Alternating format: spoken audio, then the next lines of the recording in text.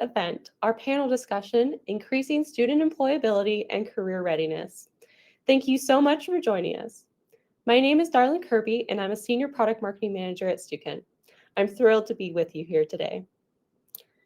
As we begin, I want to encourage you to use the chat feature. Go ahead and start by sharing where you're from and what you teach. If you have any questions during the presentation, feel free to type them in the chat. Our amazing team is standing by to answer your questions in real time throughout the event. Great, looks like we got some people coming in. We've got Helen from Miami University.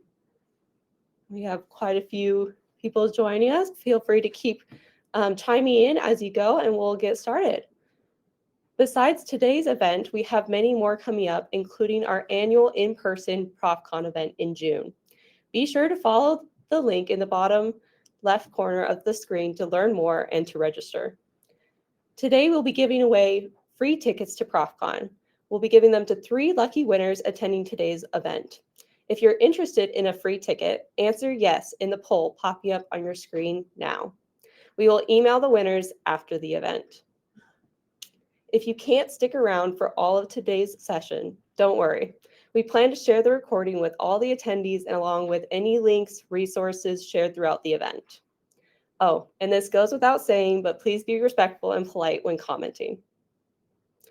At Stukent, our goal is to help bridge the gap between academia and industry.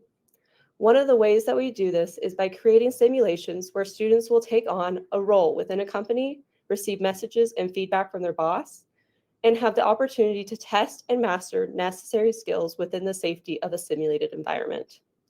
If you're interested in reviewing any of Stukent's course materials, click on the pop-up on the screen to learn more. While you're taking a second to browse the Simternships and courseware that have popped up on your screen, let me introduce and welcome our panelists to the stage. Our panelists include Karen Freeberg, who teaches strategic communications at the University of Louisville and is the director of the Bird's Nest, a student-run agency. She is also she is a renowned research consultant in social media and crisis communication. She is also an award-winning author with publications including The Roadmap in Teaching Social Media and Social Media for Strategic Communications. Karen is also the author of Stukent's personal branding courseware. Now we have Dr. Anna Stump. Dr. Anna Stump is a consultant and coach. She brings 18 years of full-time educational experience and corporate insight to her specialized understanding of younger millennials and Gen Z. She guides businesses in effectively engaging with these demographics, leveraging generational insights to enhance workplace dynamics, leadership development, and bridge generational gaps. We also have Linda Berkeley. Linda Berkeley teaches public relations at Susquehanna University and is an Emily Post certified etiquette trainer. She's also the president of Artist Communications, a boutique public relations firm specializing in creative collateral, strategic campaign development, and media, leadership, and communications training for small businesses and nonprofit organizations. Linda is also the author of Stukent's PR writing courseware. Welcome, everyone, and thank you for participating in today's panel. We're excited to hear what you have to say. We'll have our panelists join us on the screen. Great.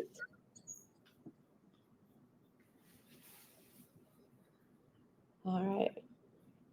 Perfect. All right, we'll get started with the questions that we have prepared, but if you have any questions throughout the event, please put them in the chat. The first question will begin with Anna leading us, but we will start with, in what ways can professors integrate personal branding exercises into their curriculum to enhance student engagement and learning outcomes? Did you say me because there was a glitch? Yes, we'll start and we'll go to Linda and then to Karen. Perfect. One of my favorite ways to get personal branding into just everything at every level is to make sure that, we focus a lot on reflective thinking, but what can you possibly share and engage with as an outcome? So different experiences, sometimes you can require a LinkedIn article, right? Like you don't necessarily have to have them post it quite yet, but they can write a reflection or what a LinkedIn article would be and turn it in that way. Do peer reviews throughout class to make sure you're adding links and doing different things that kind of bring real world application and meaning to whatever you're doing in your class, and getting the students to think about, how does this illustrate a skill, the application of a skill? How does this bridge something that I'm doing in academics into what my future behavior might be as an employee or in the full-time workforce? And I think anytime we have guest speakers, anytime, I've done this a lot with my Stukent simulations, is the creative writing piece, the making of a post. And then one of the things I think is a true secret weapon on LinkedIn is to have students at the end of the semester go in and strategically leave LinkedIn recommendations for one another from some of the work that they've done. And you can start that as early as freshmen, and it can be something that they build on throughout. And I think if they get comfortable doing that as part of your course with the students in the class, maybe if you have guest speakers or different projects, they can get more comfortable when they do have internships or they have part-time jobs, making sure they're bringing that into the workplace. So that's always been one of the ways that I just kind of embed that into my class and my coursework at every level. Love it. I guess I'm next, right? So to sort of echo what she said, I do a lot of LinkedIn as well. Not only do I have students look at their own LinkedIn profiles or at least get started on one, but we look at a lot of other people. We look at alums who have been successful. We look at, keywords that people are using in the industry to sort of understand what's important. And, we talk about it. It amazes me sometimes that communication students don't understand that there is a personal brand that they need to develop. So we talk a lot about it. We talk about what they enjoy doing.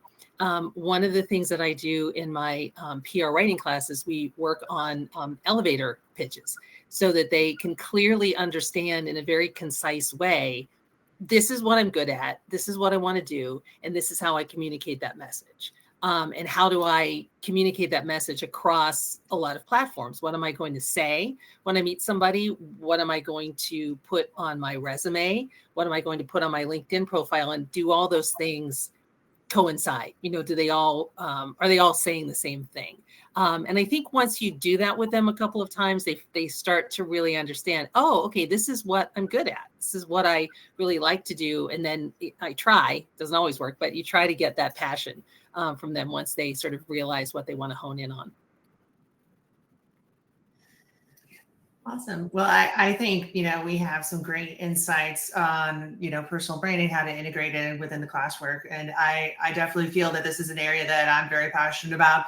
Writing the courseware and personal branding definitely kind of speaks to my level of enthusiasm about the topic. And I approach personal branding throughout each of the modules that I cover in my class. And I think that's something that, with students, whether it's teaching a PR course, social media, or even a crisis class, it's important for us to kind of share with the students that we can advise our clients, businesses, small businesses, nonprofits about each of these different strategies, but we also can apply these same strategies for our own brand because we are technically a brand.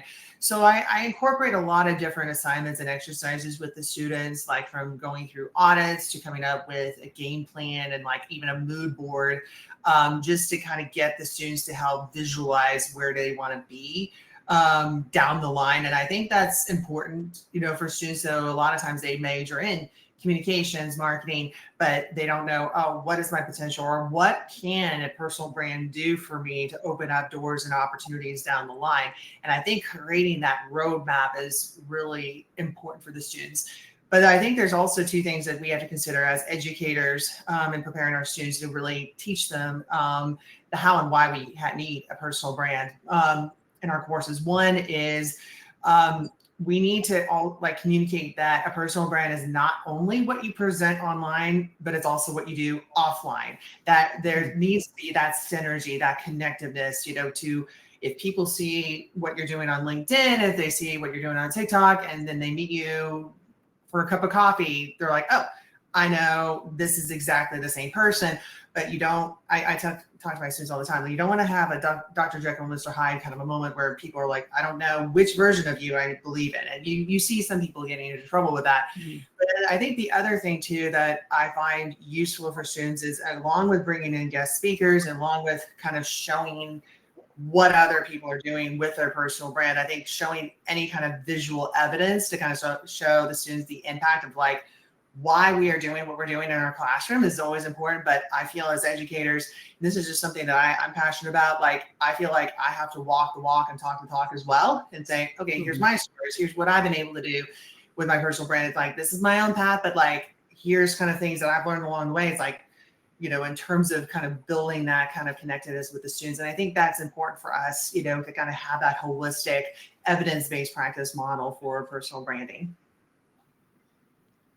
Great. Love all of those. I love that LinkedIn and trying to look at other people's brands is a very evident part. I love the idea of recommendations. That's something that's now just a part of my own life, trying to get other people to do recommendations. So adding it in as a freshman, that sounds amazing. We'll move to our second question, and we'll start with Linda, then go to Karen, and then have Anna share their opinions. The second question, can you share examples of successful personal branding initiatives or projects that have resonated with your students? How did these initiatives impact their understanding of personal branding? So 2 questions, but we'll start with Linda. Well, I think I have multiple answers, but I think the most important thing is that students actually have to do stuff.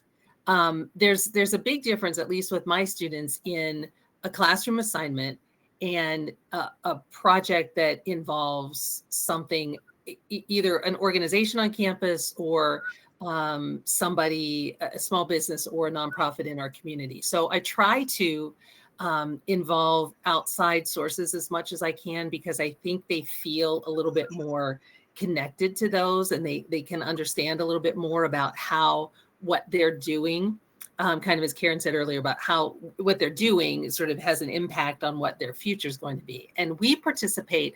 I think the most successful thing that I have seen, and I'm in Pennsylvania. I know it's nationwide, but I know it's not on every campus. But the Donate Life organization every April, which is National Organ Donor Month, sponsors an event called Students Saving Lives.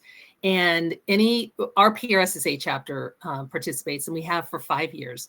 And we put together an entire campaign for April that raises awareness about organ donation on campus. Now, does that really tie into personal branding? Yes and no. But what it does do is it makes students accountable for what they're doing. They get to actually plan the campaign. They execute the campaign, and they see the results of the campaign. So it gives them all of that work. And then it also gives them something to talk about, you know, on their LinkedIn pages, on their, you know, at their interviews, on their resumes. And we've been lucky enough to win. We've won 3 state titles, and we won 1 national title, and multiple other awards for the campaign. So it gives them something tangible, other than just to say, I got an A in that class. Well, now they can say, I got an A in this class, but I also was part of the planning team that won a national award. And that kind of helps to solidify, I think, in their minds, like what I'm working on and what I'm studying is meaningful to other people. And the messages that I'm creating, they have really resonated with other people. And that I've seen that make a really big difference for my students. That's great. You know, Linda, what you're giving your students, you know, in terms of hands-on experience, but then also kind of showing the connection between the classroom and to the industry, and kind of giving that evidence. I think that's so important. And I feel that is really where we're seeing the marketplace in terms of career readiness for students. Like, it's not only about like, okay, what have you done in the classroom? It's like, okay, what have you done in extension of applying that into the real world? And we're kind of seeing kind of a change, you know, in expectations for future employers and other individuals recruiting. And so I've always felt like, and I love this question, Darla, like about kind of like, what are the different experiences to kind of apply personal branding? And I'm a big believer of like making things extend beyond the life of the classroom. Like, what are the concepts we can do? And I'll share a little bit about what we've been doing with the Bird's Nest in that capacity. So as Darla mentioned, we have a student-run agency at the University of Louisville. It's going to be 3 years in September. It's been a whirlwind. If you see any sparkles in my hair, I will, tie that to, running around with coffee or coffee IV.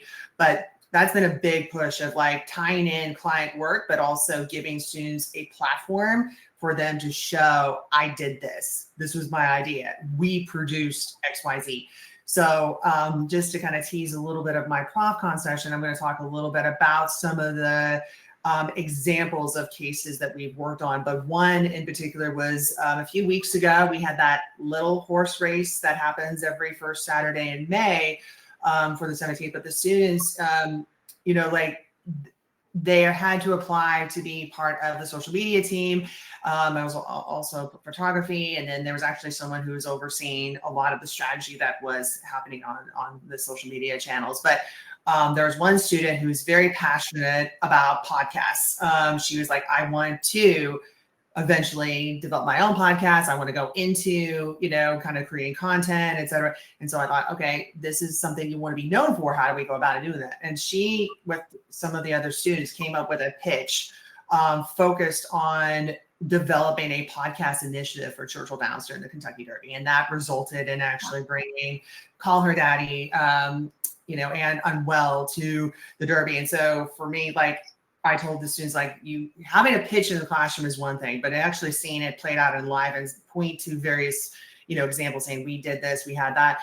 I feel evidence is so important to have for your personal brand, because there's a lot of people that say, I have a personal brand on social media, but they tell you about it, but they don't show you the evidence. And I think it's very easy to create the illusion of a personal brand and that influence, but I think students need to have that hard evidence to show, I did this, I won that award, I made these connections, so that they have a solid foundation of marketability for their future endeavors, whether it's after graduation or beyond.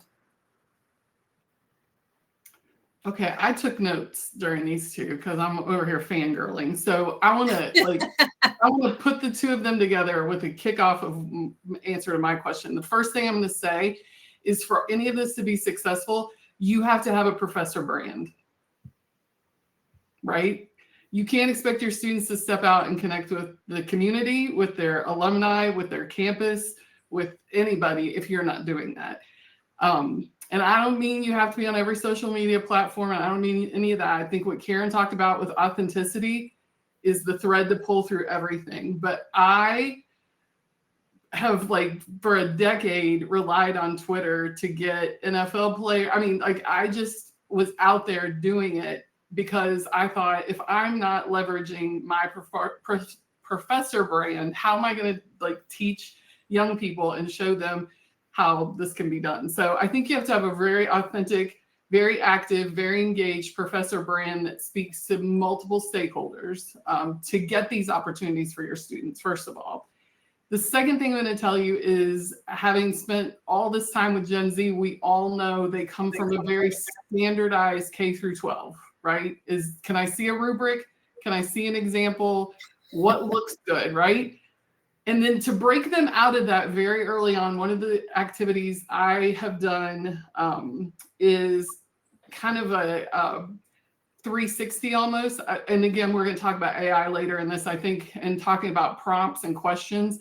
They don't organically come to us being great storytellers or developers of questions. So helping them think of questions that they could ask people in their life, right? From their family to their former classmates to their current peers and classmates, to go out and do a 360 on their brand. Because whether we choose to control it or, elevate it or formalize it, we all have a personal brand. So let's find out what that is. And I think by doing this and having students go out and develop, whether it was surveys to email or questions to ask or one-on-ones, learning about what other people said about them was the absolute most impressive thing to these kids. Like, they just loved it. And we did that early on. Like, again, I did a lot with freshmen and sophomores around this, but it helps them have a level of acceptance on, this is already something that I have. how can I use everyone else's experience with me, and where are the consistencies and where are the gaps, and how do I grow past who I've always been, right? I'm investing in education. I'm investing in my future. Like, how do I move past that? So making sure they understand you're the author of this story, right? Like, you are leveraging what you've done in the past, what you're currently working on, and then where you can go. And I do think that anytime you can get experience, anytime you can look at what other people are doing. But the other assignment that I did, I think that was always a little bit later on, but before, I always required they interview somebody, usually somebody in their field, obviously that type of thing. Pre-COVID, it was always try to get somebody local if you're near a city that they could go sit with and have that experience and learn how that person tells their story, learn about the power of asking questions. But taking a look at how active that person is, maybe on LinkedIn or different social media, like what is their social media brand versus how they present in person, and understanding the people that are truly authentic and how different that feels to sit across from them, right? When they are sharing consistently and you have a sense of who that person is before you sit with them, how much stronger their brand is in that way. That was always a real learning moment when we would come back together as a class and kind of share experiences from that. So I said a lot there, but I followed these two, so I had to like tie it up in a bow.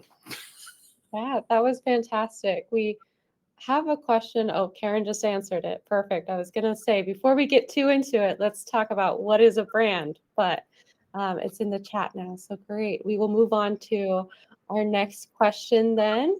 And this one, we will start with Karen, and then we'll move to Anna and then Linda. And so this question is, how do you navigate the balance between encouraging authenticity and professionalism in students' personal branding efforts? This is a great question. And I would say, kind of piggybacking on what Anna, you talked a little bit about with the K through 12 standardized kind of rubrics and follow through stuff. I kind of like to kind of throw my students out and say, okay, and I've used the matrix term, but like there's no spoon, but then I've realized Matrix is 25 years old, and my students are like, what, that old movie? And I'm like, hey, it's pop culture. Go check it out. It's iconic. But I feel with, kind of balancing their personal brand and like whether it's professional and personal. And I've found that over the course of period of time, a lot of students feel like they have to fit this particular mold. Like they have to be only professional. They can't have a personality. They can't share their views. They can't be themselves authentically. But then you all have the flip side. Like the students are like, I am completely authentic, which is great. But then kind of reining them in, saying, okay, how do you position yourself in this marketplace? Like, so you kind of have two opposite ends of the continuum. And so what I try to teach my students is that you can have a balance. First and foremost, marketers, employers, really everyone want to see that you're a human being and not a robot. With the age of AI, people want more of that human connection. They want to see that you have a sense of humor, you have personality characteristics that make you distinguished, you have hobbies, you have unique attributes that make you valuable, that stand out. And so it's about encouraging the students to be authentic, but also letting them see and navigate what works for them and what doesn't. And so I found that, with students, it's like, you want to have a blend of professional and personal. And I feel that they kind of all mix together. And so like Anna, like I try to use my own social media, like whether it's Twitter or LinkedIn or even Instagram, like I share about a lot of work related stuff, but then I have my pictures of my Australian Shepherd puppy and going into Orange Theory. But I want to kind of show that being a professor and an author is like part of my life, but I have other roles as well. And I want to show that like, I'm not living in an office, surrounded, like by tons of books, I'm doing other things as well. So I think kind of illustrating that you are also navigating the personal and professional of your personal brand effectively gives students an example to potentially follow, and then also share those examples as well. But I think the biggest thing is, not harnessing or limiting students too much where they feel caged and they can only go so far. You want to encourage them, and guide them and coach them through the process of how they can basically navigate, their personality and their interests, but then also how do you integrate that as unique skill sets that could bring in different perspectives and opportunities for their professional life that kind of meld into this kind of melting pot of a personal brand. I love that so much. And to extend that a little bit farther, this seems strange, but like we even have students who don't want to be on social media. And we're talking all this LinkedIn and blah, blah, blah, and they don't want to do that. And it's not authentic to them. And I think that's something to think about. Like we know about Gen Z, we've known about it for 10 years, how they prefer to engage with social media because of growing up as digital natives and having a real visceral reaction to influencers and some of the things that happen on social media that are not authentic, right? They've always loved Snapchat because it disintegrates. They've always loved Instagram because they can comment and things outside of the public eye. There's a level of this, Karen kind of alluded to it, the civil discourse that they have just constantly been, especially in the last 5 to 7 years, living through one historical monumental, event after another. There's a level of fatigue to that. And they don't want to put themselves out there. So I think the real key here is the individuality of what that looks like. I had a student who was a computer science major and came up to me and said something about he had a whole separate Instagram account because he crocheted. And I was like, why would you not put that in the featured section of your LinkedIn? And he just thought that was the worst advice ever. I thought, man, who would you like to know that somebody's using their right and left side of their brain before you bring them into your organization to do certain things? They haven't quite figured out the application, right? This is the most educated generation that the world has known. They're also the ones lacking in experience because of obviously the pandemic and different opportunities that they kind of missed out on recently. So it brings a really unique thing for them to know something, but them to feel comfortable. So I think the biggest thing is individualized goal setting on how I'm going to move this forward in this semester, right? Set a short-term goal. How will I move this forward? My personal brand, how do I want to navigate it?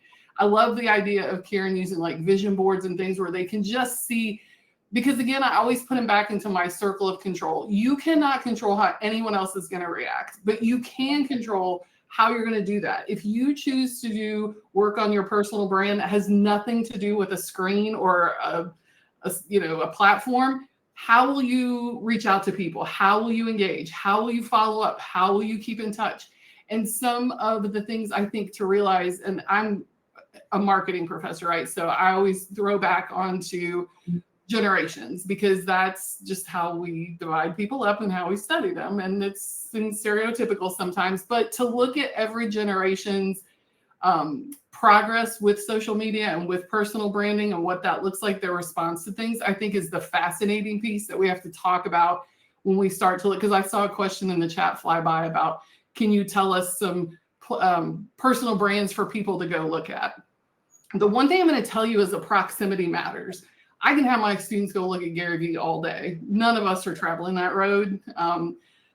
But the proximity of a recent grad from your university, the proximity of someone that is, they have something in common with that person's journey feels more inherent and impactful to them, matters more than trying to study, somebody they may or may not ever come in contact with. But those are the things I think really matter. Great. We'll have Linda. Okay, so here's, and I can't speak to how career development centers work in other universities, but here's what I've noticed at our university. I know every resume that comes from our career development center because they all look exactly the same. Bold name at the top, a line, and then everything, very, very chronological, very categorical, very organized, and they're perfectly fine, but they're all the same. It's just a cookie cutter way to present yourself to employers. I don't teach statistics, I don't teach biology, and I think that's probably fine for those students. I teach people, or try to teach people, to be creative. And so we look at resumes, names blocked out, old students that I've had a long time ago. And we sort of compare and contrast, and we talk about, okay, this is okay, and this might get you an interview, but is that really how you want to be perceived by an employer? And, students can go overboard. I've seen, a little bit crazy, but they have to sort of get to that point, and our career development center doesn't particularly care for that because they like to see a very specific thing. But we also do, my students also are required to create a portfolio of their work, a digital portfolio. And I'm old enough that I used to have them do it when they put it into a folder with paper. We don't do that anymore, but we do a digital portfolio. And if you use any of the portfolio websites that are free, you can use Wix, you can use Weebly, you can use Adobe has a great portfolio component. There's a whole bunch of them. And I have a list of about 25 that my students can choose from. But there's a design piece to that. There's a creative piece to putting yourself visually, because LinkedIn, even though it's, you're sharing stuff, it's not really visual. When you put a portfolio together and you start thinking about what pieces you're going to include, whether they are news releases, whether they are research projects, or whatever that, social media, whatever, there's a design element to that. There are colors that you have to choose. There are photos that you have to choose. And so we work a lot on that. And how does that visual element line up with your resume? How does it line up with your LinkedIn? What kind of photo do you want of yourself? And that seems kind of silly, but you can have a graduation photo, or you can have something that's a little more fun, a little more light. And I think in my profession as a PR person, we can do that a little bit more, and maybe other professions not so much. But that's, I think, really important to my students to understand that it's okay to sort of step out of that box a little bit, even for their first job, or even for an internship, to really kind of get that brand started early.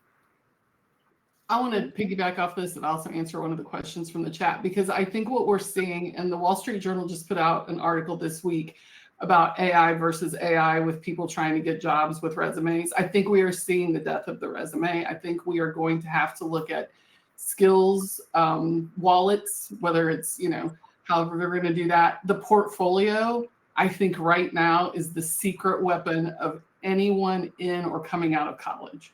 You are going to have to show a body of work.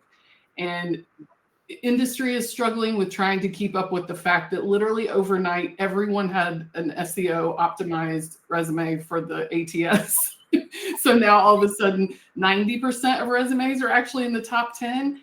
And it's turned into like a referral first kind of interview process. So I think that is incredibly timely. I think it's something we've been trying to do for years in higher ed, and it just didn't have the momentum. I think the industry is about to give us the momentum. So I love that idea. But Sydney asked a question about personal stuff and like what you should put on resumes. The first thing I'm going to tell you is resume only has one purpose, and serves only one purpose, and that is to get you the interview for the job which you are applying, right? That is unfortunately what it has boiled down to over the years. So if it doesn't match the job description, I'm not putting my crochet Instagram link on my resume. The LinkedIn is a different place, and they've got pockets and places and features and everything that you can do to be as, personality first as you want to on that, including your headline, which I would never align my personal brand to an organization these days and do those different types of things if it were me, right? Like, again, the individualization. But I would be very careful about doing those things to your resume if you are still trying to get interviews and things from a resume in these wild streets of 2024. But I think that like that brilliance of a portfolio, because like the things that Linda touched on is so perfect. I had a student do a portfolio and decide her like signature trademark is a scarf.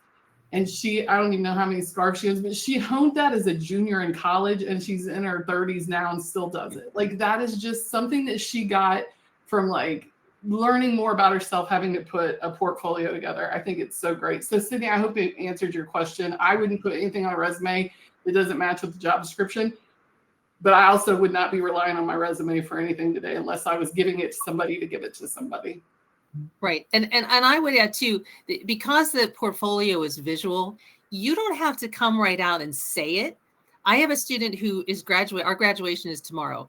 She has a beautiful portfolio. She is a championship equestrian at our school.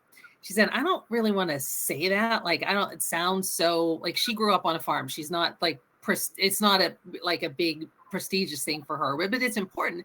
So when you open up her portfolio, the photo that you see of her is her with her horse.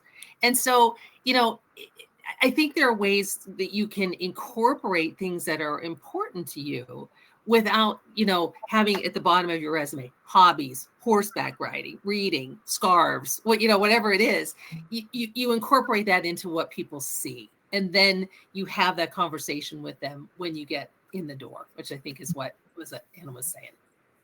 And I'd like to jump out. This is a great conversation. I mean, I'm a big proponent of portfolios because I'm a visual person as well, because I'm also in the mindset where I see black and white text on a white, like a Word background. I'm like, ugh, but I know my CV is very academic, to say the least. But it highlights what I've done. It's like, okay, if I'm applying for jobs, like what I did for Louisville, that's what I'm doing. But I think the portfolio is so important and visual. And I know that we've had a couple of questions from Olivia and Melissa about the visual aspects. And so I know Melissa has something about where students can go to create a portfolio. So Linda's talked a little bit about developing an online portfolio, like on various sites like Wix, Squarespace. Of course, Adobe has Adobe Portfolio, but some of the best portfolios I've actually seen most recently have been slide decks. They've been used in Google Slides or Canva, and it's like, here it is, here's all my stuff, and it's linked, there's videos, there's multimedia, and they're able to share that link, and it's there. The biggest thing, is that, you want to get the students to think creatively to kind of showcase their personality. But at the end of the day, it's the content that really matters. It's like what the students have been able to do. But it's not only what they've done in the classes, what they've done in internships or student-run agencies, but also showing employers their potential. Why would they want to hire this person today and where they're going to be a year, 5 years down the line? Like, what is their drive? What are the marketable skills that show their full potential down the line? And I think the students for their portfolios need to communicate, like, here's what I've done, here's what I'm interested in, here's where the areas I want to kind of go into and patch about, but here's my vision, here's where I'm going down the line. And I feel that there's been some examples that have been really good about that. So, and I think, I'd be happy to share some of the examples that I've had, over the course of the couple of years that I've assigned a portfolio for my students. And I mean, I basically make that a requirement for my students who are part of the Bird's Nest. I'm like, you need to not only have a portfolio, but you need to update it regularly. And then I know this is kind of taking a sideways approach, but I know, Olivia, you had a question about inappropriate photos for Instagram pages that need to be deleted. One of my best exercises I do is I ask them, besides, take their Instagram, pictures and photos and do a focus group, outside of their friend base, outside of Gen Z, and get different perspectives, from people on like what would be their first impression of those photos. Because I tell them, like, social media, it's like you have certain number of points of attention span, with people to grab attention. And as both Linda and Anna talked about, like, a resume is one thing, like, how do you stand out? And I mean, it could be a make or break kind of thing if students, have a picture that communicates something that they don't want to be communicated. So I try to incorporate that in my ethics and legal module in my classes, and just kind of looking at the emphasis on professionalism. It's like, hey, this is your profile, this is what you want to do and communicate, but you need to be aware of what kind of messages you are communicating with these photos. And so it's kind of a teachable moment. And that's when I insert the more rainbow and GIF, and my students are like, what's that? I'm like, reading rainbow. Always teaching them these things. One thing too, I think is important with what Karen said is that focus group piece, because the biggest leap for these students, especially when they're doing portfolios or even they're on LinkedIn or whatever they're curating to tell their story, is they're telling their story from their perspective a lot of times. Brands do it too, right? Push message. And I often equate it to, like, if you were going to read a story at a preschool to 3-year-olds, or you were going to go read it, in a boardroom, you can read the same story, but you're going to do it differently. You're going to inflect different words. You're going to use different tone. You're going to do things just differently to bring the story to that, target demographic. And sometimes I think as they work on these portfolios, making sure they're testing them with professionals and getting that, because we know our students can spend an hour trying to decide on a font and inevitably pick one that nobody can read. They get really down in the weeds because why wouldn't I disassociate with like the harsh reality of the big picture of life when I could work on this one thing?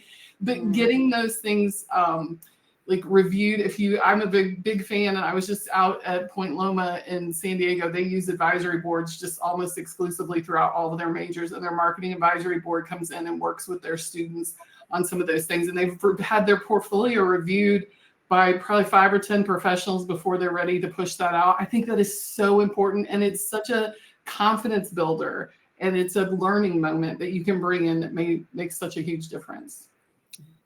I would add too, I saw that Melissa asked about where do I start for content. I'm very active in our PRSA chapter here. And so I talk to a lot of professionals and sort of get opinions on what they're looking for. What do they want to read? What kind of samples do they want to see? And it's not always possible to get, everything, but normally for my portfolio assignment, it is 2 news releases, and they have to be news releases for real events that are either written for something on campus or something in the community. They don't have to be news releases that are actually sent, and executed, but they have 2 news releases, a feature article, and an op-ed piece. So they kind of get a little bit personal. They can choose their own topic about something they want to, something hopefully that they have passion about.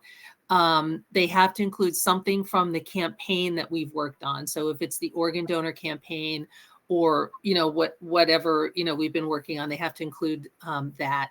And then I always have them include something from another class, maybe a research piece or something that might be a little bit different than the general PR stuff. And then we do a couple of different certifications in our class as well. Muckrack, I don't know how many of you are familiar with Muckrack. They're a media monitoring service. They have 2 really fantastic certifications. One is in social media. One is in media pitching. They're free. And students, they're, I think, about 5, give or take 5 hours. But they get a certificate when they're done. That goes in. Our students also have access to LinkedIn Learning, where they can take LinkedIn courses, whether it's and I encourage them to sort of, step outside your, comfort zone a little bit. You don't have to take another PR writing course. Show that you were interested in Google AdWords or whatever. There's a million different things out there. Get a certificate, pop that in your portfolio as well. It's just one more thing that an employer can say, oh, okay, you really were active outside the classroom, doing those types of things. And I think that's really important. And I see they also have a measurement certificate. I forgot about that one. And then you can just Google places that you can get certificates, and it gives students something to do outside of the classroom that is actually meaningful to employers. Great. This was wonderful conversation. A lot of great questions. I appreciate it. Well, we're going to shift gears kind of towards more like career readiness and talking about how you can bring practical application into your course. But please keep adding questions. We'll try to get to some. If we don't get to them now, we'll try to either do what we just did and get to them after, or even after this event, if we have certain things. Like I know I saw the sharing student portfolios. We'll definitely see what we can do there. But we'll go to this next question. And we'll start with Anna, and then go Linda, and then Karen. How do you bridge the gap between theoretical knowledge and practical application in your teaching approach? Great question. I think the best way is just to ask them as they're preparing for class to bring in real world examples that they find themselves and talk about those to me, that's sometimes the best teacher is what they're experiencing, how they see it. If we just talk about the theory, and I mean, now with ChatGPT, right, they can ask questions and get the little assistance, which is, I don't think, a bad thing if they're asking the right questions. And sometimes I've assigned a ChatGPT, question prompt type thing for them to learn more about the theory. But I think having a group of students come to class with 25 or 30 examples of how they're seeing these theories applied, or how we could look at maybe something a brand has done, or, you know, a real world example of a missed opportunity under the guise of the theory, to me is just kind of the best way to do that. And it is the best way to have conversation in the classroom too, versus death by PowerPoint sometimes. Yeah. I agree with that. I teach two of the classes that I teach, the I teach an intro to public relations course, and we spend, I try to spend 10 minutes at the beginning of each class, or at least twice a week. I teach Monday, Wednesday, Friday, where we just talk about what's in the news. And there is usually no, no problem finding stuff that we can talk about. The other course I teach in the fall is crisis communication. And that's one that really is evident. I mean, you can find, it's amazing how many crises. Like I get up in the morning and go, okay, that's for class, that's for class, that's for class.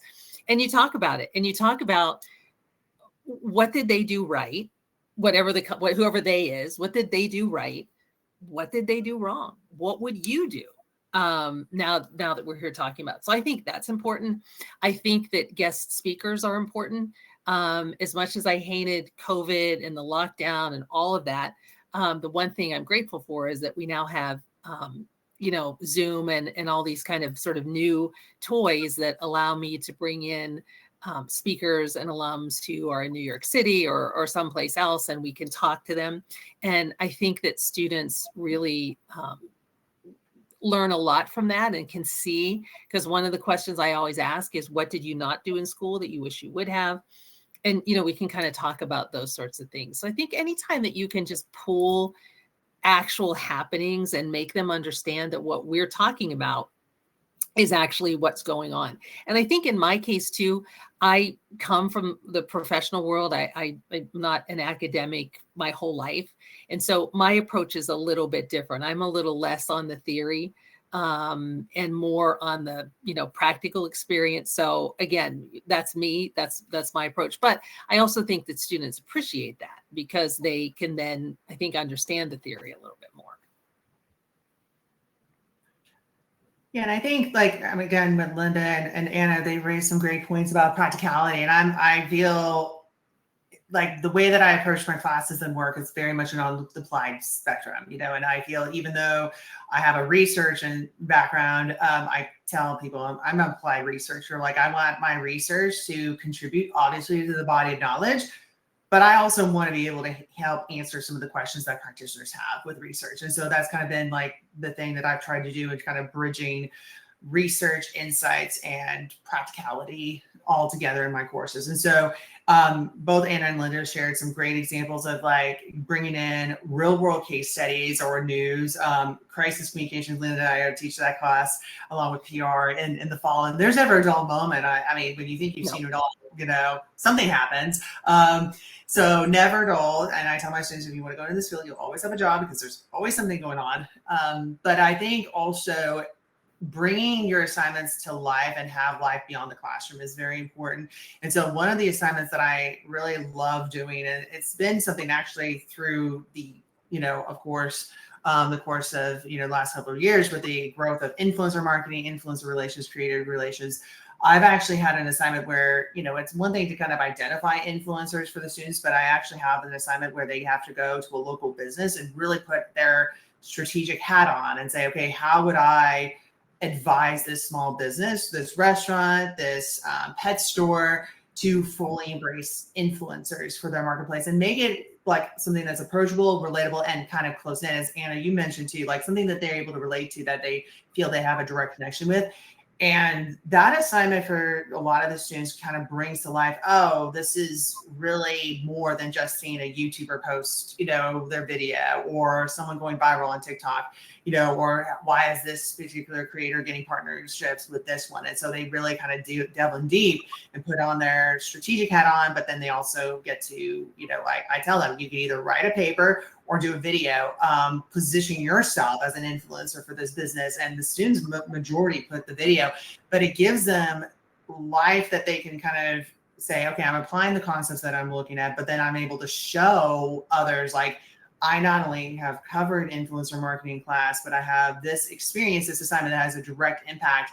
And I give them bonus points too if they contact the business or restaurant or whoever they're doing the influencer work, like to, if they are meeting with the owners or they're meeting with whoever's overseeing it, to give them that practicality experience of, pitching their ideas, et cetera. So any kind of experience that they can bring to the table adds stories. Stories fuel uniqueness to their skill set and separate them from other potential candidates that may just have the coursework available. It's all about differentiating yourself and kind of figuring out how to best market yourself to enhance those needed skill sets a lot of people are looking at right now.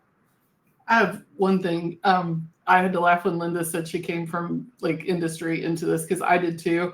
And I remember my first year of teaching, I'd said all these things to my students and they just blew it off. And then I had a guest speaker come in and they said the same things, and the students were just like flabbergasted about all this genius. And I said something to a colleague and they said, well, you're just an instructor now. And I thought, oh, wow, this is so humbling. That's great. Like, other people want me to be a guest speaker. My students just want me like to get out of the way. But on that, one thing also tying in what Linda was talking about with COVID, one of the things that I've started to do now is at the presentation, depending on the assignment, depending on the course, depending on a lot of things, I will bring in guest judges, like our guest professionals. I shouldn't say judges, but like participants to help watch and give feedback to the presentations or the, whatever the students are working on, because the accessibility to professionals now, and to have them come in for like 20 or 30 minutes versus having to drive, figure out parking on campus, right. like this is so much more accessible. And to have professionals in and give like real world, real-time feedback. Again, going back to the confidence boost that the students get, the amount of prep and how they take it as a professional experience, very valuable. So that's another way to bring the real world. I keep saying real world. I know people get offended by that. We're all in the real world, but to bring the outside in. Great. Fantastic. We'll move on to our next question, which is similar. Can you share examples of hands-on projects or assignments that have effectively equipped your students with resume-worthy skills? And we'll go with Linda, then Karen, then Anna. Well, I talked a little bit about the organ donor challenge that we do, the campaign that we do every year, and that's probably the biggest one that I do. But I also teach an event planning class, and every year we plan an event on campus so that and it's for either an outside organization. We've done, some things in the community, but usually it's for another organization on campus, which again, it's still a classroom assignment, but they're actually doing something and there's an outcome there. So that's been something that they can use. And in my PR writing class, every semester, for the most part, I don't do it every semester, it depends on the size of the class. We have a client and we will create all of the things that client needs for maybe not a full-fledged campaign, but news releases. This fall, we're doing something where a local hospital is trying to launch kind of a new initiative that they're doing. So we're going to help them with some news releases and some ideas. And a lot of companies really are excited about getting student perspectives. And I oftentimes have to step in because they get a little bit, let's spend $1 million. Let's do, you kind of have to sort of, but that's a learning process too. But I think it's a win-win for the companies or the organizations that you work with. Nonprofits are always good places to start. And I love the idea that Anna said earlier about bringing in judges or other professionals, because they do like to see what students are learning and they like to give their feedback too. So I think anytime that you can make that connection to give students something that they can do. I also always, encourage my students to volunteer. It has been difficult the last year. I've noticed a big difference in the availability of internships. Our university doesn't require internships. We encourage them and students can get credit for them, but they're not required for graduation. But if students can't get an internship, I always say, find something you're passionate about. I love animals, and so I personally do a lot of work at our local humane society. Find something that you really love, whether it's animals or the environment or, whatever it is, kids, whatever, and go find an organization that you can apply your passion, whether it's writing or design or, marketing, whatever it is, and help them. And it's kind of a win-win. And I'm always surprised, like, students, they don't think about that. Like, they just think internship. I have to go to New York City. I have to work at this agency. You don't. And you're probably better off if you don't, because if you work at a nonprofit, you're going to have this broad range of, doing a little bit of everything, as opposed to something very specific. Like, I created a media list for 6 months at an agency, as opposed to doing a lot at a nonprofit. So I try to get them connected with volunteer opportunities as well.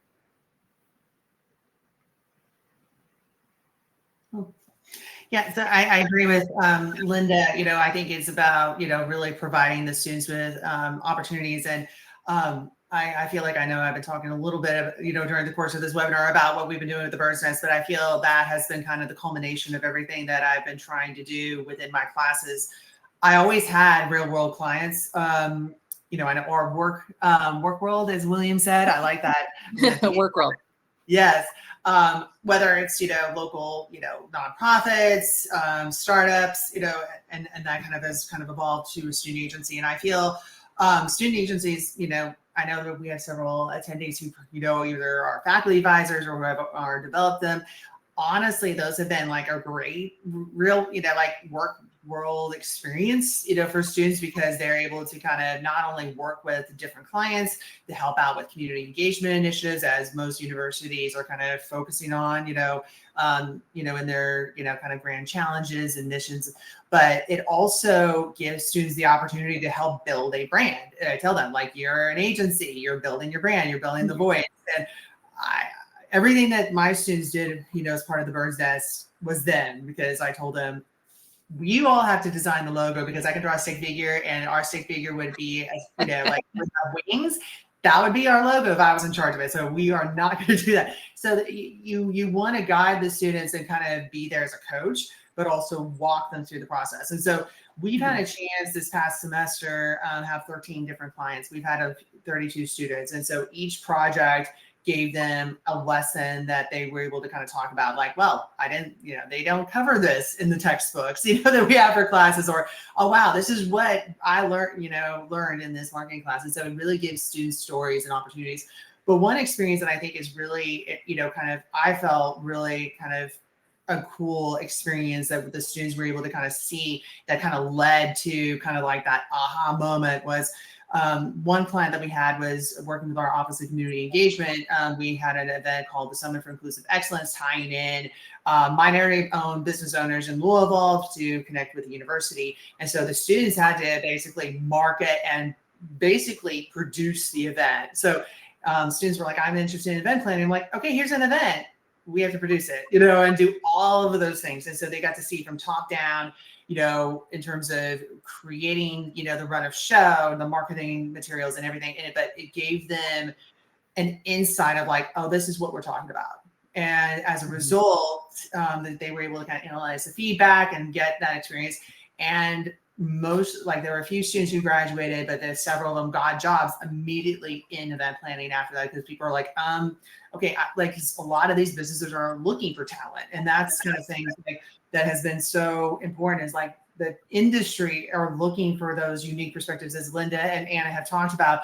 And that if we're able to kind of harness that with the students and really kind of cultivate that engaged learning, and that really like package it up where they're able to really produce, kind of take their insights as Gen Z and their unique perspectives, but package it in a way that has direct, actionable steps, and just giving them that framework and kind of, not guardrails, but just kind of like, a process through that, I think will be very beneficial. So I'm a big believer in experiential learning, and I feel if anyone comes to, ProfCon and wants to hear more about what we're doing with the student agency, I'm an open book.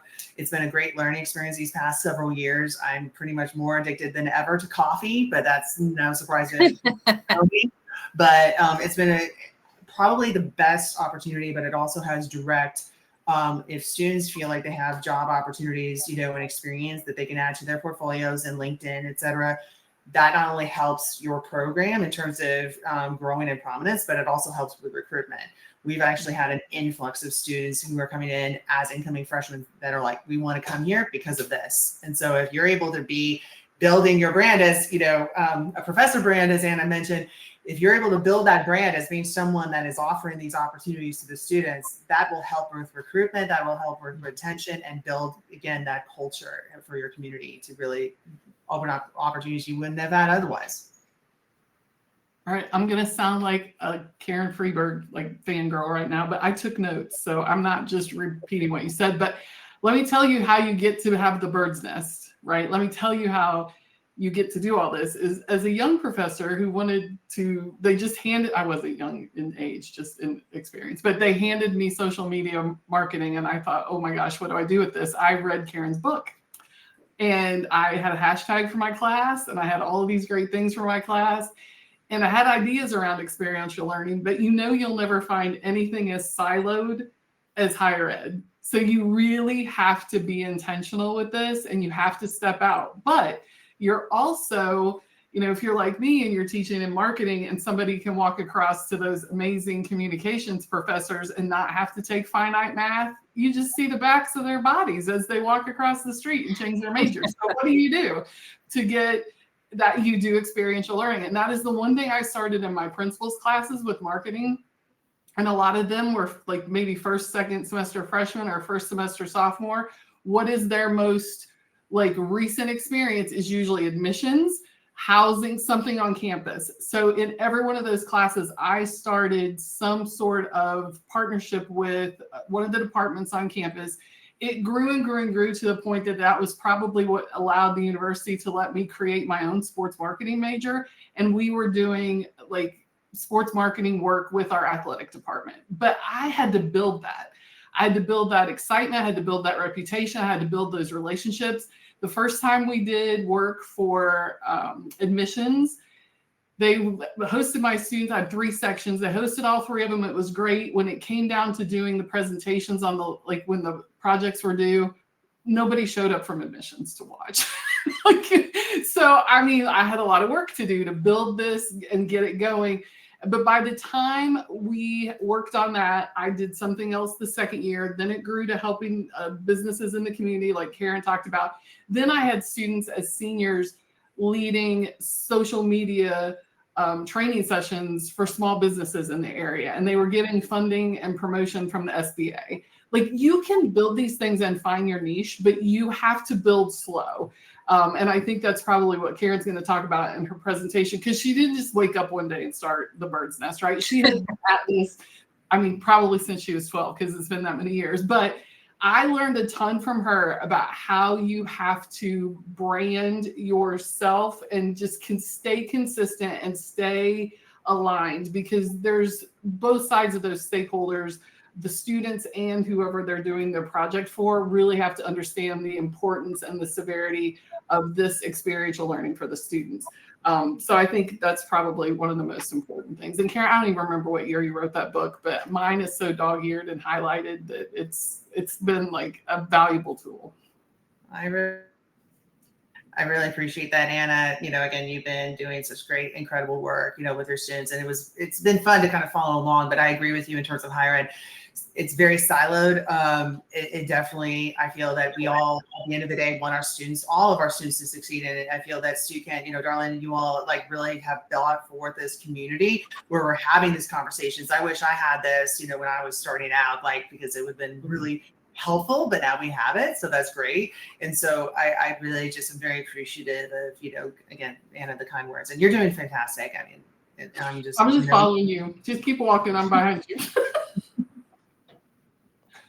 I love this. I wish I had professors like all of you when I was in school. It's fantastic. All right, we will move into our last section of questions. And we'll start with, how do you incorporate AI tools and critical thinking into your classroom? And here we'll start with Karen, and then move to Anna, and then Linda. Yeah, it's been a key skill set. I mean, obviously, I think AI is on everyone's mind. And I used to, talk to my students about, the joys of teaching social media and how I wish that the platforms would just kind of pause a little bit with their updates, until the end of the semester. And then with AI, I kind of was like the Sheldon from Big Bang Theory's gift, just threw papers in the air. I'm like, well, it's changing like this afternoon or right now. And so I've tried to do AI integrated within all of my different assignments. And so one of them for personal branding is I actually have the students pick, basically whether it's ChatGPT or Gemini or any of those tools and ask them if, like what comes up if they put in their name. And some of the students are like, well, nothing comes up on my name, and I'm like, well, that gives you kind of an idea of where you stand, with your personal brand. And so, and I've shared a couple examples for mine, and ChatGPT completely got like a lot of things wrong with my bio. It had wrong title, and then it was trying to think, that I was teaching psychology and neuroscience. I'm like, well, that's the original OG Dr. Freeberg, aka my mom, not me. But I told, it was a lesson for them, like you can't always assume that what you're getting from chat, any of these AI tools is going to be helpful. But I've actually really have enjoyed using Adobe Firefly, the visual component, and I bring that tool up because I have a lot of students who are very creative, and some of them are self-taught, with a lot of these visual tools, like Adobe Photoshop, Illustrator, etc. Me, Illustrator and I have a complicated relationship. But I found that a lot of my students have these beautiful, like creative ideas that they were always intimidated. Like, how do I visually communicate that? And so when the students, were pitching these ideas, for Churchill Downs for this podcast activation that we were going to do for Kentucky Derby 150, they were like, I have this idea, but I'm not seeing the images coming up, that I want to. And I'm like, well, why don't we use Adobe Firefly to illustrate that? And that's what the students did, is they used the generative AI tools to illustrate what they envision these various activations would look like. And they said, I would not have been able to do that without these tools. Like I would have been able to be like, just kind of stuck, but they're able to kind of, the prompt engineering, and that experience really gives them, hands-on. But the other AI resource that I use is HubSpot Academy has an AI for marketers course. So I actually have that as part of an AI specific assignment that I give my students, where they actually have to write up an AI policy to kind of tie in the, kind of like what we used to do for social media policies, have one for AI, because with any new tool, people are like, wow, this is amazing. But then we have to be like, well, what about the privacy, the data collection, bias, what are the ethical issues? And, if students have like a tangible policy that on AI that they can bring, that is something that they can create without an internship or experiences. Linda, you talked about, that is something they can say, oh, I've already thought about this. Do you have one? Oh, here's one, now hire me, so it's something that, like kind of tying in the different aspects of the tool. So lots of possibilities. I mean, as AI is constantly changing and evolving, but that means we're never bored, which is good.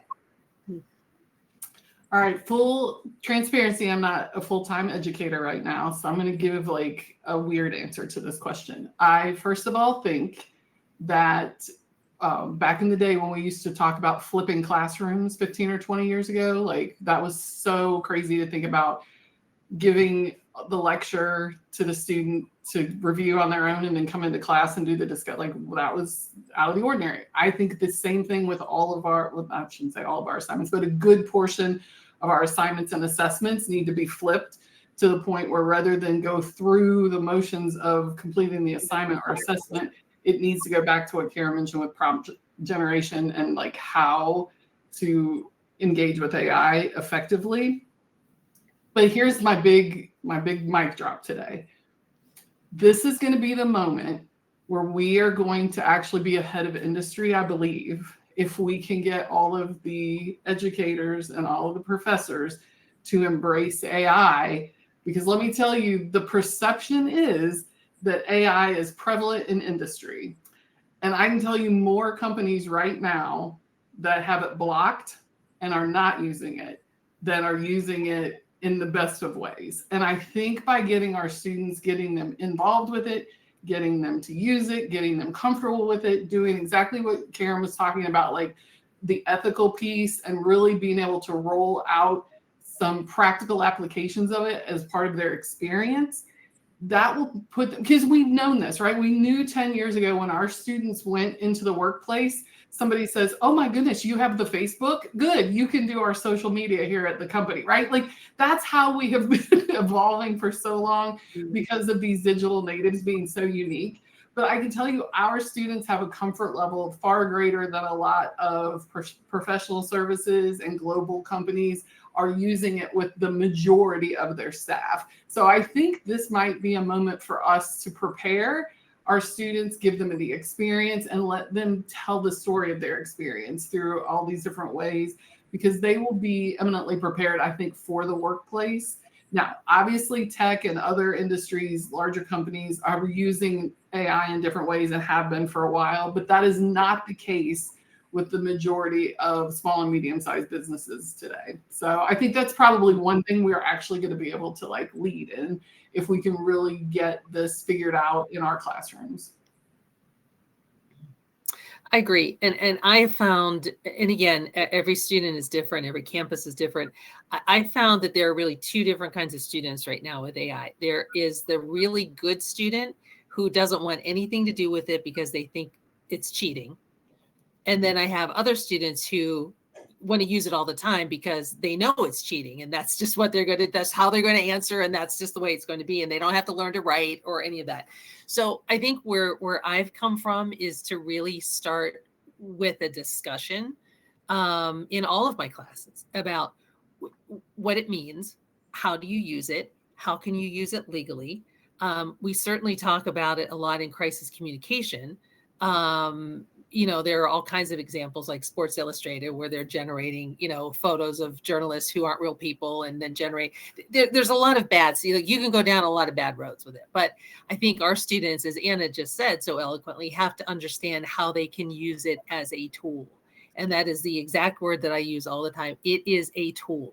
And a lot of students who use AI don't even realize it. I said, you know, do you use Grammarly? Do you use, you know, all of these other things that really are AI, you know, not to the extent that we know them, you know, like ChatGPT, but they kind of have to, they have to have a discussion and understand that, because if all you do is listening to the news or what's talked on in social media, you think that robots are coming into your bedroom and they're going to, you know, do all of your work for you. And it's not quite like that.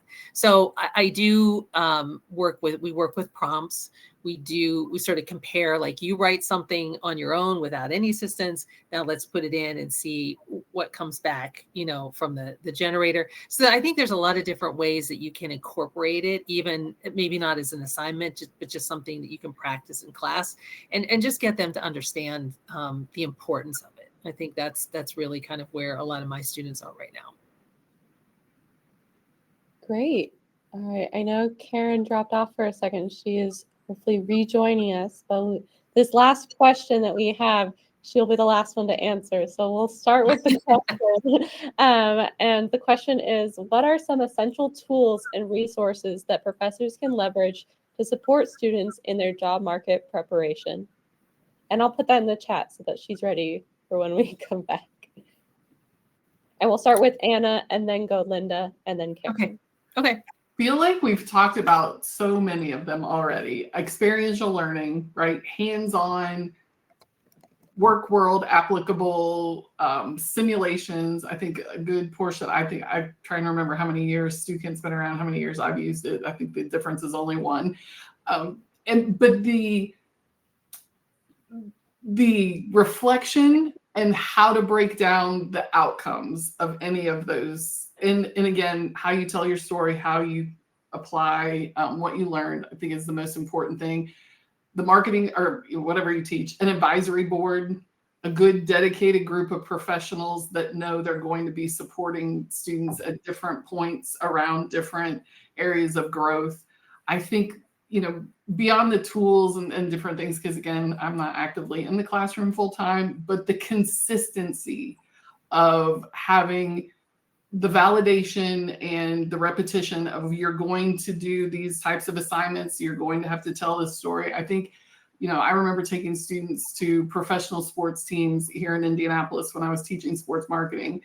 and then bringing them back and taking 2 full classes to sit and curate a LinkedIn article in the best way to talk about and thank those organizations, but also to talk about what those individual students developed as key learnings and how they could apply that. That was probably the hardest thing those students had done to date in college, because they knew that was going to get, I didn't make them post it, but they didn't know that at the time, but to be vulnerable and to really apply things and to let them know we've got plenty of time to work on this. Like, we got people that can look at it. You can do versions of it. We're going to take time and we're going to put out a good product. I think starting with that and just constantly building and keeping them engaged in the application of what they're doing, because that is not their K through 12 experience. And that is not how they're used to looking at like how they apply things. So those are the 2 things, because we've talked about a ton of certifications and different tools and different ways of engaging with alumni or people in the industry. So I think those are all very key. Yeah. What she said, for sure. Plus, I see that Karen's writing some things in the chat. There are so many different opportunities for certifications. We mentioned some of those earlier. HubSpot, Muckrack, Meltwater. Google has some, LinkedIn Learning. There are a lot of places where you don't have to do the heavy lifting. That you have to just sort of seek them out and use them in your classroom. But to Anna's point earlier, they come from professionals, so they have all the credibility. They're not us saying it's important. It's coming from a professional company. I also utilize a lot of resources on our campus. My students are engaged. We have a very, very active campus radio station. My students are writing public service announcements and doing all sorts of work with our radio station. Our newspaper is not as active, but I try to get my students to submit things to the newspaper. I have students who work in our athletic communications. We have a big sports media program. So sometimes you don't have to look far away. You don't have to go off campus. But if you have media organizations, radio stations, newspapers, yearbooks, whatever it is, you got to plug your students into those, because those are out of the classroom experiences that allow them to apply their work to other things. And if you're lucky enough to have good colleagues and you're all sort of working on the same team, imagine that, and sort of moving in the same direction, it's doable, and you can actually sort of share some projects, across the board.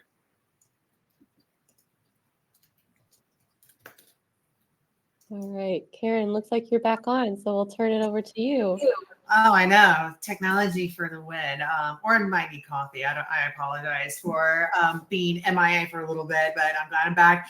But I did put down in the chat some resources. I would also, like, if anyone's interested in like certifications, like Scott Crawley, like who's been presenting at ProfCon for a long time now, several years.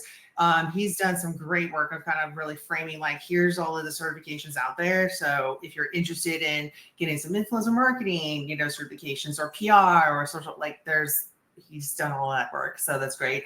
But I also think that there's going to be a lot of resources amongst us, as educators and with Stukent, like in terms of, really helping each other out, because there might be some classes or, you might have students like, oh, I'm interested in event planning. Like, what are the policies to go through? Or I want to develop a student agency. Who do I talk to? And like, I feel like within our community, we're all here to help each other out. And there's, if you're interested in AI, like that's also something, to consider. There's some, incredible professors and educators who are doing some great work in their classes. Like Karen Sutherland at the University of Sunshine Coast, she's doing a phenomenal work with like AI and incorporating that in her classes. And so everyone's doing some cool things, but I think within our community, we're able to share those across the board. And I think at the end of the day, we all want our students to succeed and for our profession to succeed. And as Anna said, with AI, I feel too, we have an opportunity to really utilize this technology to kind of formulate even a stronger bond with industry, to kind of create that win-win partnership that really kind of ties in the bridge between academia and industry, which is one of the things that Stukent is focusing on. So, yeah. I'll say too, I was known as the golden ticket professor for probably like 10 years because I used to tell my students, you have what I consider a golden ticket. You can start any email, conversation, LinkedIn, with any of it with the sentence, I am a college student and everybody will stop to hear what comes next, right? The minute you walk across the graduation stage, and if you guys remember when we used to have ticket stubs, then you might as well be selling Cutco knives, right? Like you no longer have that golden ticket of being a student. But I think we will all help people who are trying to help themselves out here in the industry, let's be fair. But I believe professors also have a golden ticket.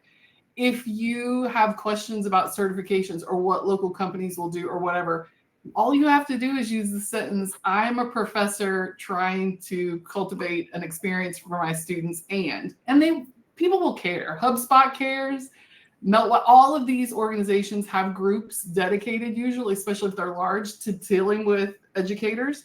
We have each other. Karen's created this like massively amazing group on Facebook where we're constantly helping each other and answering questions and sharing. I see more and more and more of it. Probably because my algorithm's trained, but I see it on LinkedIn. We used to have it on Twitter, and probably still do in some ways. I'm just not there. But you have to use your own golden ticket. You have to reach out and advocate and do those things, whether it's on your own campus, whether it's with an organization, big, small, whether it's somebody locally, or you trying to get an NFL player or Ryan Reynolds into your classroom, whatever it is, you just have to put yourself out there. And again, it's not going to work every time, but man, if you get it to work once, the amount of like use you can get out of that with your students, that kind of cred really does matter. So. Amazing. These were wonderful insights. Thank you, all of you, for showing up and for sharing your experiences. And I love the conversation that we've been able to have today. And thank you to everyone who has made the time to come here and participate. And we will be sharing the recording and the chat with all of you. Since there was a lot going on in the chat, we want to make sure you guys have that as well. Thank you all for your comments and your questions. We loved seeing your engagement. As a reminder, there should have been a pop-up on your screen about the personal branding courseware that Karen wrote, as well as the PR writing courseware that Linda wrote. And so please take a moment to request access to those respective bundles if you're interested in taking a look.